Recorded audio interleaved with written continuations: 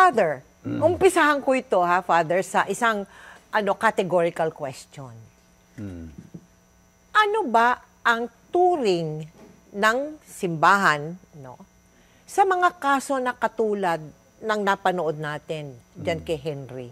Anong turing sa ganong mga pangyayaring pare, lumabas, may girlfriend, nag-asawa? Hindi na nagugulat ang simbahan sa mga ganyang kaso. Kasi it happens all the time. Okay. Kaya ang isang role ng obispo ay be a good father and friend to his priest. Kasi katulad ng case ni Father Henry, parang masyadong malalim na yung pinasok niyang relasyon bago nagkaroon ng intervention. Walang intervention ng superiors niya eh. Para bang kumalat lang ng kumalat hanggang sa para naramdaman niya na kailangan ko nang sabihin to kasi parang alam na ng lahat eh. Yes, hindi niya na maitago. So, ang dapat nangyayari dyan ay nagsisimula pa lamang ay kumukonsulta na. Ikaw mismo, kung talagang gusto mong manatiling pare, huwag mong palalain ang sitwasyon. Kaya kanina nung tinatanong mo siya, nilabanan mo ba? Hindi malinaw yung sagot niya eh. Dapat kasi lalabanan namin. Bakit?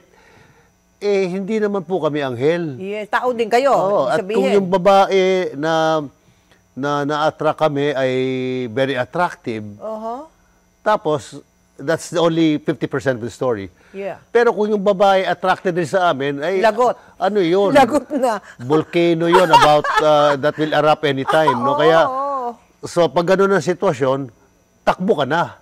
Kaya ako, sabi sa akin ng mga kaibigan kong babae, ikaw siguro kaya ikaw takbo ng takbo.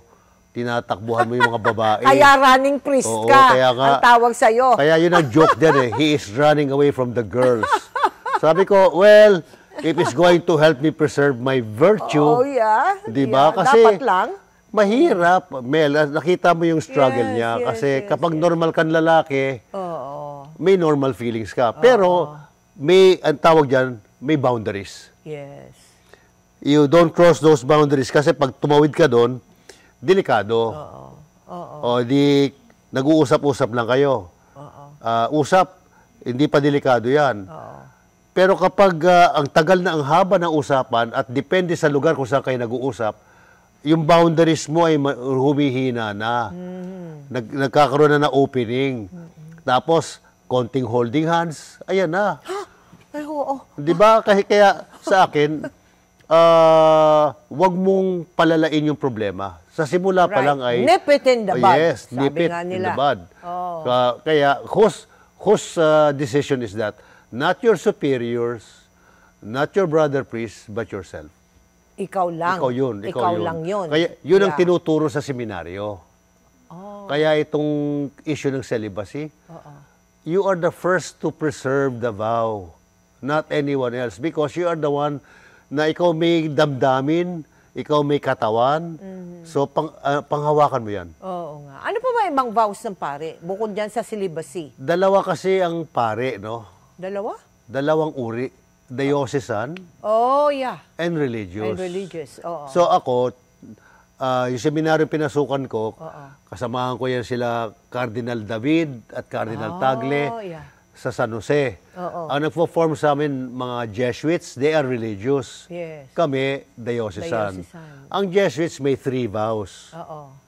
Chastity, poverty, and obedience. Ang diocesan may 2 vows. Ang daya naman, dalawa lang. Ano yung dalawa? Chastity and obedience. Yung poverty ay pwede kaming, we can own property. The money that is donated to us can be used by us personally. Yung Jesuit, halimbawa, may nag-donate sa kanya. Hindi mo pwede ibulsa yun. You have to submit it to your superior. And I know that because I became a Franciscan.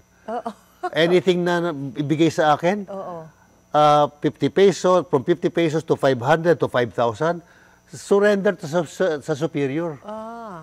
Nagmisa ako, may stipend ng 500, 800, hanggang 1,000, surrender sa superior.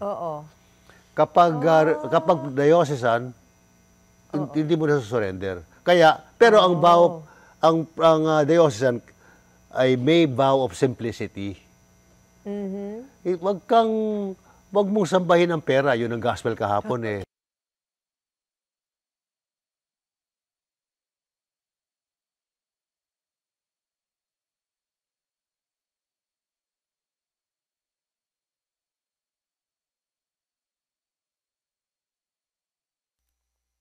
Na ang halagay 2-3 million, medyo nagtataas kami ng kilay para nakakita kami ng ganong, may mga meeting kami. Biglang may papasok na, uy, sino yun? Sino yun? Inihintay namin lumabas yung pare. Paglabas ng pare, lagot siya sa amin. Kansyaw mula ulo hanggang paa. Kasi vow of simplicity. Pero ano ba ang mga dahilan kung bakit lumalabas sa pagkapare? Number one, human nature. Meaning? Natukso ka. Natukso ka. Natukso ka. Na-in-love ka. Na-in-love ka. Tapos, hindi mo dinala sa superior mo, sa spiritual director mo, yung issue mo. Kasi pwede namang yung na-in-love ka, pero wala pa kayong ginagawa. Yung story ni Father, may ginawa na sila, nabuntis. Hindi na in love, hindi yun yung early stages pa lang, na na-in love ka pa lang. So, yung ganon, sabihin mo na sa superior mo o spiritual director, may natulong. Number 2, ba't lumalabas? Kasi na-frustrate, nalungkot, nagalit. Habang nasa loob siya? Nasa loob siya, pari siya. Ang dami kasing mga sitwasyon na frustrate ka sa trabaho mo sa parokya. Marami kang kaaway doon na hindi mo nare-resolve yung conflict. Meron din palang ganun, ano? Parang showbiz, parang politika ang buhay ng pare. Din, ano? It's no different. The only difference is iba yung environment, iba yung routine namin. Pero yung problema ninyo, problema rin namin. So frustration, tapos number 3, hindi mo kasundo ang superior mo, yung bishop mo. Nako. Marami pong ganyang kaso. Pwedeng ang pinag-aawayan, prinsipyo. Yes. Hindi pinag-aawayan dahil ikaw may problema. Kasi dalawa yung main issue ng paring lumalabas. Either babae at nagkaanak o pera.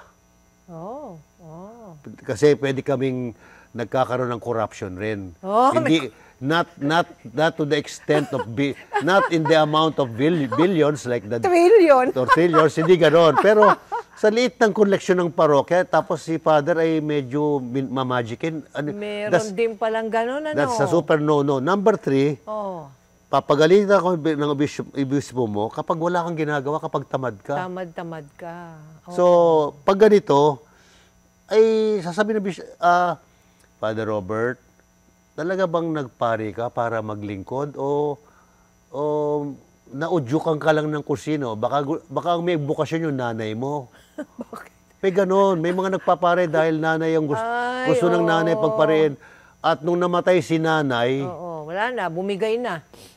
Biglang si anak ay lumabas na rin. Ganon. Teka, balikan natin to si Father Henry, no? Pag ganon, ano yung procedure na sinusunod ng simbahan pagka merong ganyang kaso? Naalala ko si the late Bishop Oka. Bishop Oka, ano bang Oka Cruz. Oscar Cruz. Yes.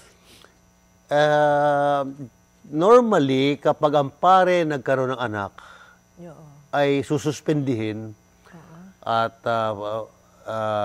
pwedeng palabasin. Okay? Kasi yung kaso niya, nagkaanak, no?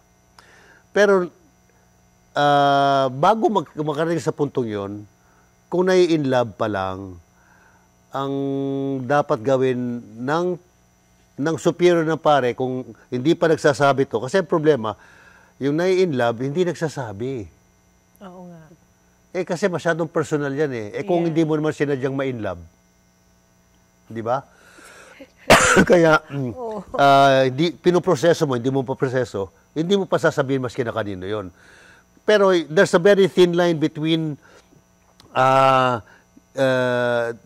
deciding not to continue and not deciding, and then you just continue slipping into that ravine. Kaya yung thin line na yun, wag mo nang payagan ang sarili mo na unti-unting mag-slide. Doon pa lang sabihin mo, teka muna. It happened to me.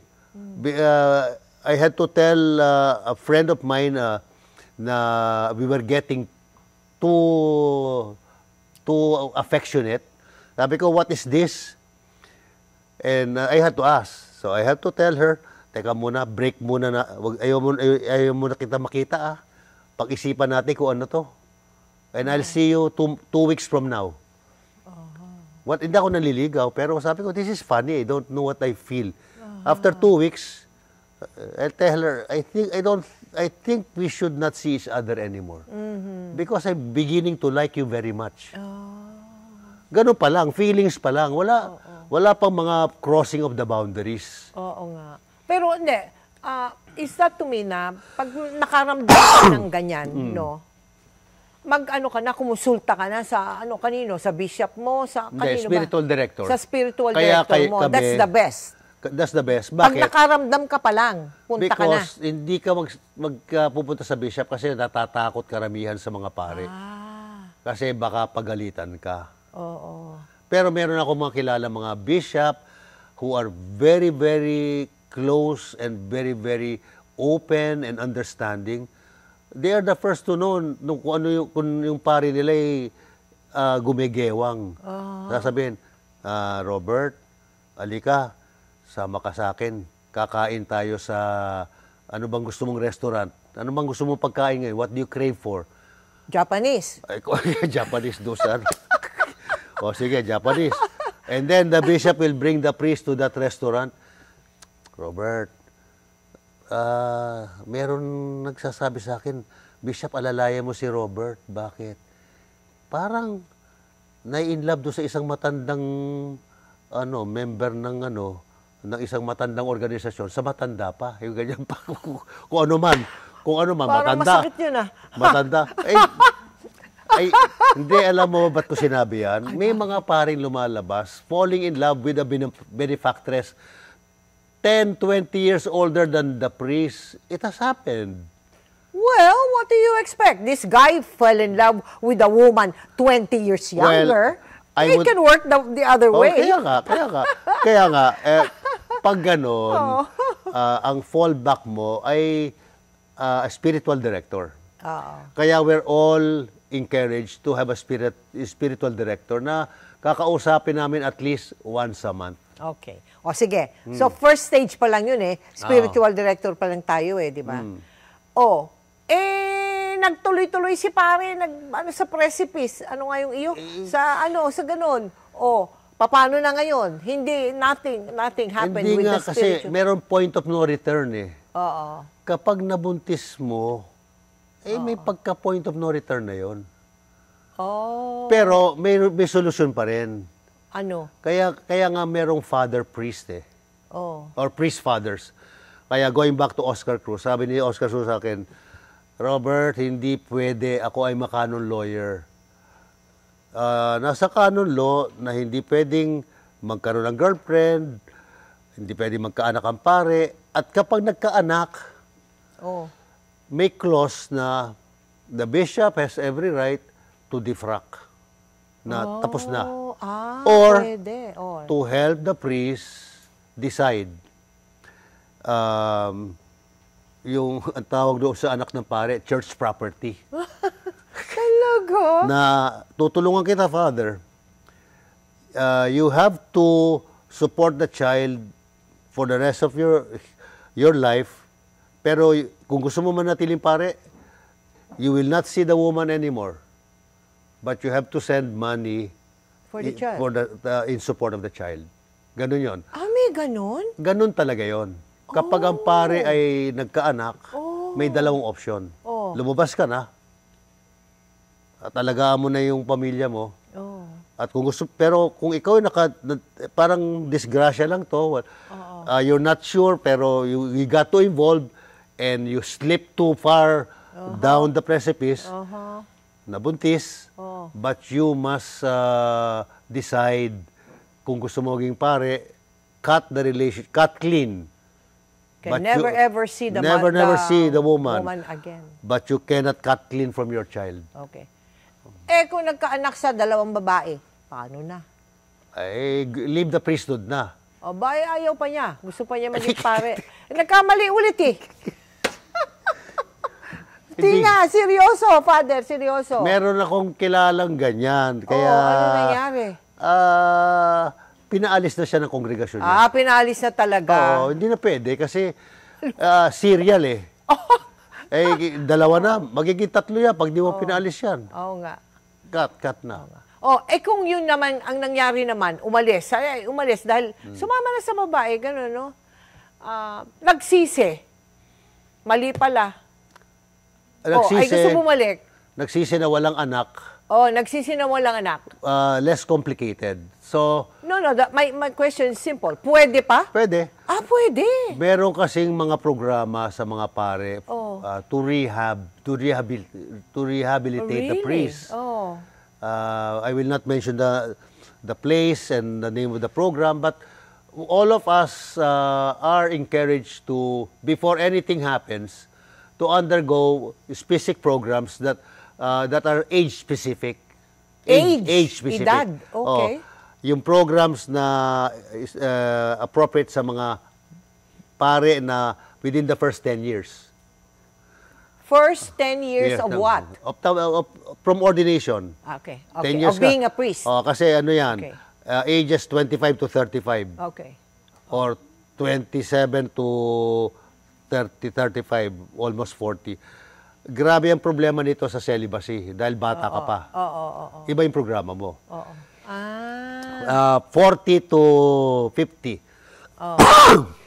Iba pa rin yun. Midlife. 50 to 60 onward. Tumatanda na si Father. Kaya wala ako, na rin yun eh. Pwede pa ba yun? Wala na ikaw yun. naman, ako 70 na, I can still fall. Oh, wow. I'm 70. So, yung 60 to 70, ito accepting the fact na tumatanda ka na and you are not able to do what you used to do as a younger priest in terms of serving the people. So, you have to start.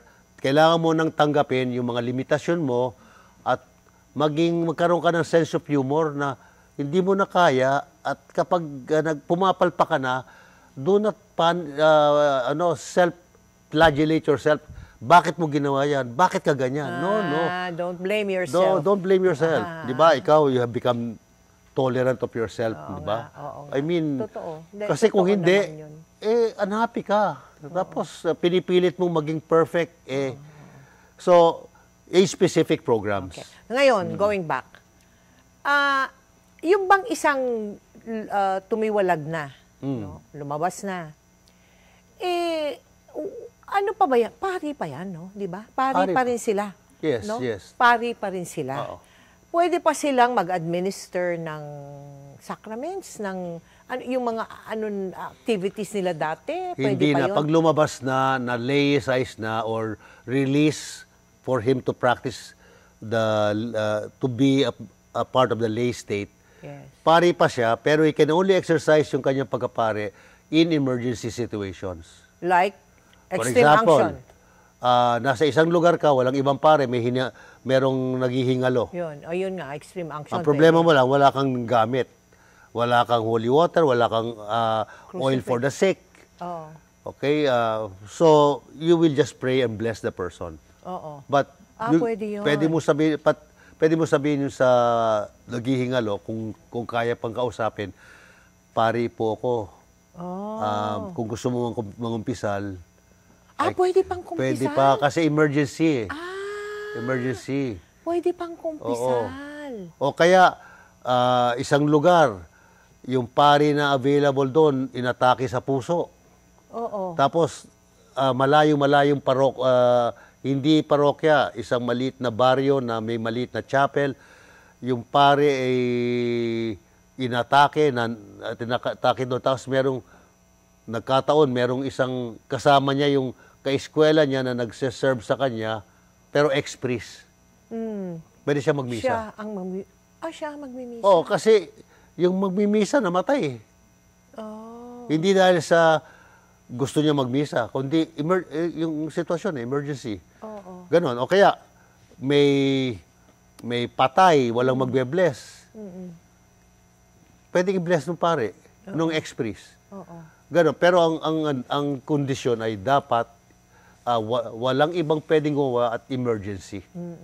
Sa madalit salita, tama ba pagkakaintindi ko, Father? Walang parusa sa ganun. Saan? Yung katulad nangyari kay Father Henry. No. Walang parusa yon. May parusa yon. Ano? Kapag ikaw ay nahuli na keeping a woman Oh. and keeping a child by that woman, Oh. you are suspended. First step, suspended. Oh, suspended. Okay. Second step, you will be investigated. Okay. So? Tapos, third step, after the investigation, the bishop will decide your case. Okay.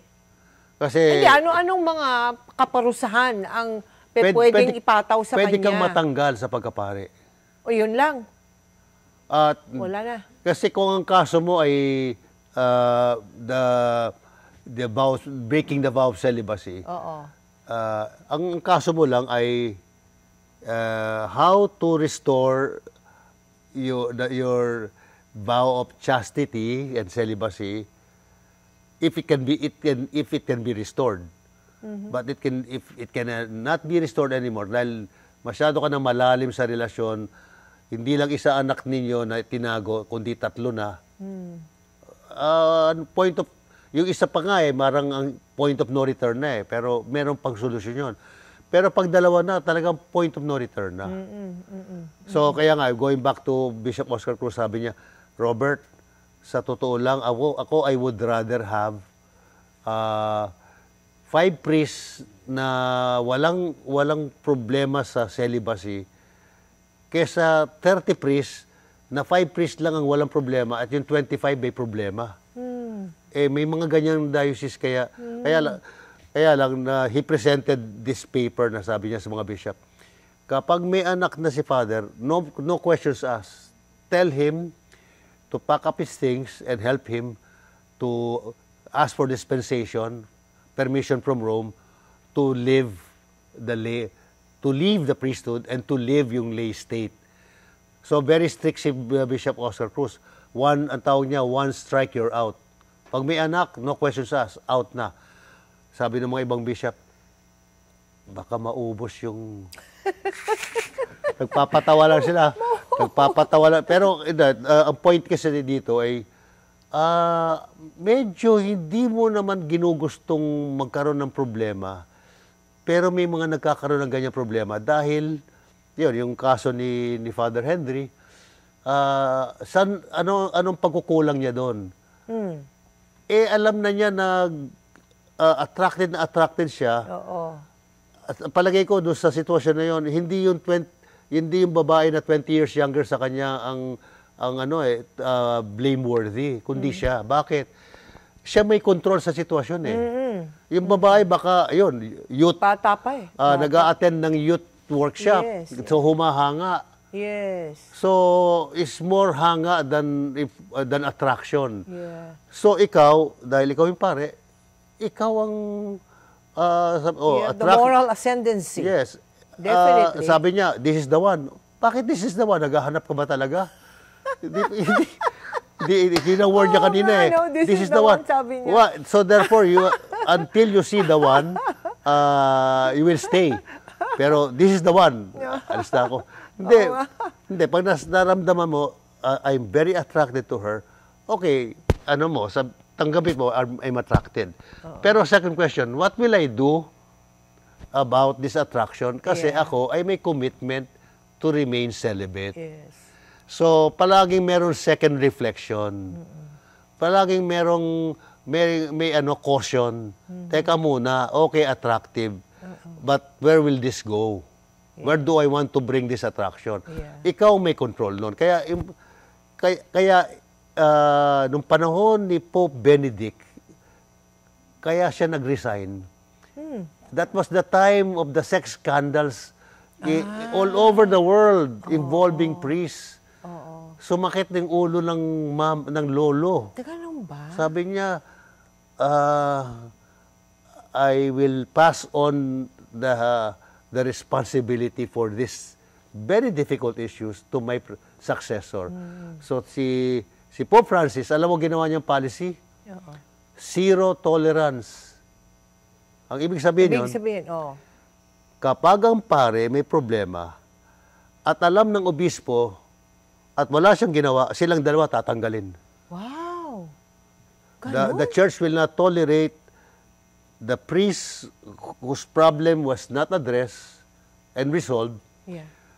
And worse, the superior who knew about the problem and did not do anything about it, both of them will be sanctioned if not told to retire.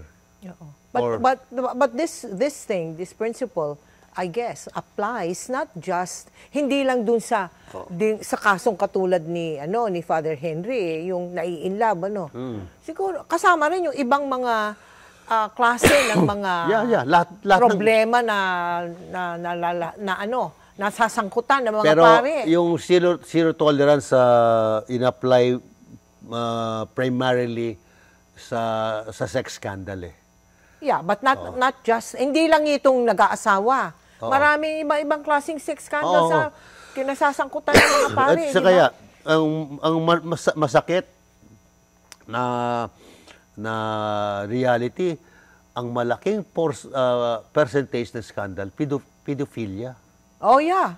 Yun. Exactly. What I was So driving talagang at. and then yung epekto do sa victim, sa pamilya ng victim, sa community na naapektuhan, masyadong masakit. Oo nga. Kaya ngayon pati meron ng may program ng simbahan, protection of women and minors. The church has a protocol for the protection of women and minors. Bakit? Yung vulnerable women na 20 years younger than the priest. Hindi naman siguro vulnerable, 20 years older. Mas vulnerable yung younger. You're right. Kailangan protektahan. Kaya sa Amerika, pag nagpupunta kami sa Amerika, I have relatives there when I visit. Alam mo doon ang number one rule, never touch matanda o bata. Keep your hands to yourself. Yes. Because pag ginanon mo yung bata at may nakakita, pwede kang kasuhan. Yes. Oo nga. Totoo. Never touch. Yes. Tapos, even the way you look, Yes. if you are tempted to look a second time, better close your eyes Umikit na ka lang. na lang. Kasi pwedeng pati yung kung paano ka tumingin sa babae o sa bata, may nakatingin. Nakunang ka litrato, lagot. Oo. Pwedeng kang kasuhan. Pwede kang i-report sa bishop. Yeah. That's So, right. doon may pagka-paranoid in a sense. Kasi yung mga pare, 2009, I'll give you a story 2009, my sister calls me up from the States. Kuya, punta ka na dito, process your green card. Kasi she applied for my green card without telling me in 1981. Nung nagpunta na siya sa Amerika, nag-migrate siya doon. Sabi ko, ay, talaga? Hindi ako interesado. Tapos, pero para hindi siya masaktan, nagpunta pa rin ako sa States, pero nagpunta ako sa isang pare na kaeskwela ko na nag-migrate na doon. Oo. Kinonsult ko siya. Sabi ko sa kanya, Father, pupuntahan kita dyan ha. Bakit? Magmamigrate na rin ako dyan, sabi ng sister ko eh. Sabi niya, huwag ka mag-migrate dito. Bakit? O, halika, pumunta ka na dito. He told me two things. 2009 yun. Pag nagmimisa ang pare, yung mga nagsisimba, nakatingin sa pare, they have one of two questions. Is he a pedophile or a sex maniac? Kasi kumalat masyado, napakasama ng tingin sa mga pare nung mga panahon na yon. So sabi yan ang nararanasan namin ngayon dito. Kaya magmimisa na lang kami, talagang bago kami humarap sa tao, kung anong luhod ang kailangan namin gawin to get the strength and the composure and calm to say the mass and then to look at those gazes, yung tingin na parang ang tanong, eto ba'y, ano ba problema ng paring to? Oo nga. Ang hirap. So, sabi niya sa akin, to be honest with you, hindi ka magiging masaya dito, Robert, sabi niya sa akin. Kasi kilala pa kita. Wala kang tigil sa mga ginagawa mong pagtutulig sa mga hindi gumaganda na maganda. Dito, pag ginawa mo yan, you will be deported. Oo nga. So, isa pang problema, hindi ka magiging masaya kasi yung credibility ng mga pare at that time, bumagsak. Naging negative zero, below zero. At saka yung mga ganitong pangyayari, tulad ng si Father Henry, talagang nakakapagpaisip sa mga Katolikong mga katulad namin, di ba? Yung nakakapagpababa talaga ng tingin sa simbahan. Hindi siya yung akala mo na itatago mo sa hindi. Pag yung parishioners mo, syempre pag alam nila, nakakababa ng kaya pati tuloy yung confession medyo, 'di ba? Sasabihin ng parishioner, bakit tayo mangungumpisal diyan? Makasalanan rin yan. Makasalanan din yan. Yung mga ganung mga ba, di ba? Pero Father, maraming salamat sa oras na binigay mo sa amin dito sa Magpakailaman. Marami kaming natutunan at sana sa pamagitan nito ay bigyan tayo ng maraming sandamakmak na blessings ni Lord. At bigyan pa tayo ng mga paring mababait at banal kasi kulang na kami. Oo nga. Tapos marami pang, hindi naman ganun karami, pero may critical number na mga lumalabas. Oo. May critical number na hindi lumalabas, pero sabi mo parang, Father, masabuti yata lumabas ka na lang kasi masyado ka na masungit. Di ba? At hindi madaling maging pare ngayon, kaya yun ang panawagan ko sa mga kapatid kong pare. Hindi nga madali, pero magtulungan tayo para kung hindi man magiging mas madali, magiging mas masaya kasi babalik tayo sa kung bakit tayo nagpare in the first place. Huwag natin kakalimutan yon. And which is? Mahal mo ang Diyos at gusto mong ang Diyos ng pag-ibig, ang Diyos ng kaligtasan ay dalin mo sa lahat. Sa lahat, hindi lang sa 20 years younger than you. Di ba? Sige na. Lahat. Ikaw talaga. Pati yung 20 years older, 30 years older, lahat. Mamahalin mo lahat. Kaya one warning ng mga Jesuit fathers nung nag-aanda kami maging pare, be very careful about exclusive relationships. Yun lang. Yes. Thank you. See you again. Salamat po.